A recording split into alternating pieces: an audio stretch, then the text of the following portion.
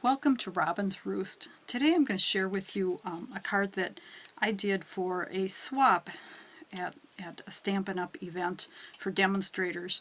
It needed to be something that we could complete in 5 or 10 minutes, so I had everything basically all cut and prepped, and they just did the stamping and put all the pieces together. So I just wanted to share this with you. This stamp set is just a gorgeous stamp set. I guess when I see it, I think sympathy, new baby, someone who's going through a hard time, you know, maybe cancer or something.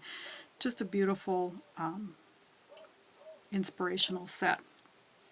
So for this card, I've taken just a simple white card base, and then I've cut another layer at 4 by 5 1/4, and then split it diagonally. So on the one side I take the framelits that match this, the Crosses Framelits, and I took the solid cross and cut out across from that piece. And this side I just stamped the greeting, and then I've taken the smaller cross and cut out a piece of silver foil with that small cross framelit. Now I did do a little sponging on the background here to make it kind of glow a little bit behind the cross, and then I've popped up the two layers on dimensionals. So I'm just going to quickly put a card together here. Now I actually managed to put the dimensionals on the wrong side on one. Can you imagine that? So I'm actually going to do this kind of backwards from the other one that I've got here. Now I've just got a little sponge dauber, and I'm going to grab some. I'm going to try to find my ink pad. Here we go. I've got my So Saffron ink pad. Now I have to think a little bit harder because this is a little bit backwards because of my putting the adhesive on the wrong side. So I'm just going to put my little glowy here. Let's see. Looks like I could go a little bit more here.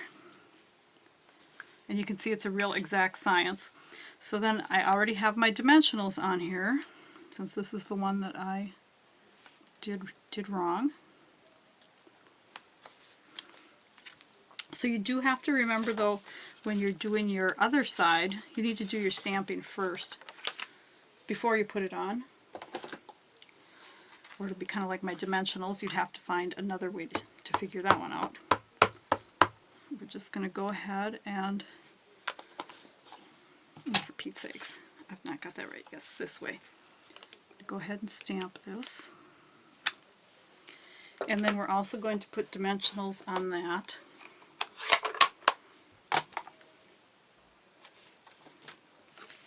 Give it just a second to dry.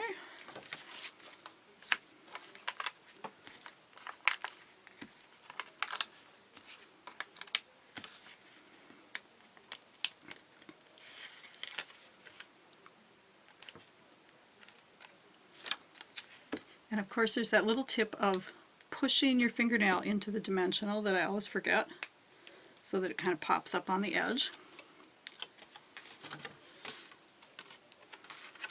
And we're just going to layer this on here. And I've lost, oh, here it is.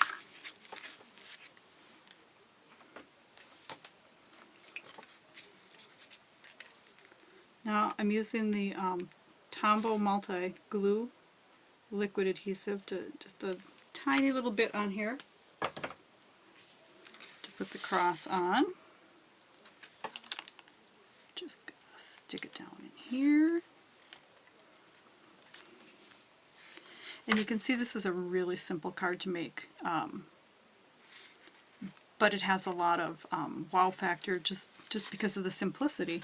And then on this one, I just put this simple U on the inside, but you could certainly add, you know, sentiment that matched the occasion. And you can see that you could swap it around either direction or put the cross on the top. So I hope you enjoyed this card, and if you want to purchase this Hold On to Hope set, it is a bundle until May 31st of this year, so that means you get 10% off. It is carrying over into next year's annual catalog, but of course it will not be a bundle, so you have to buy the two pieces separately, the stamp set and the framelits, and then you won't get that 10% discount. So if you really do like this set and want to save some money, I'd suggest that you pick it up before the end of May. Thanks for stopping, and hop on over to my store to do a little shopping.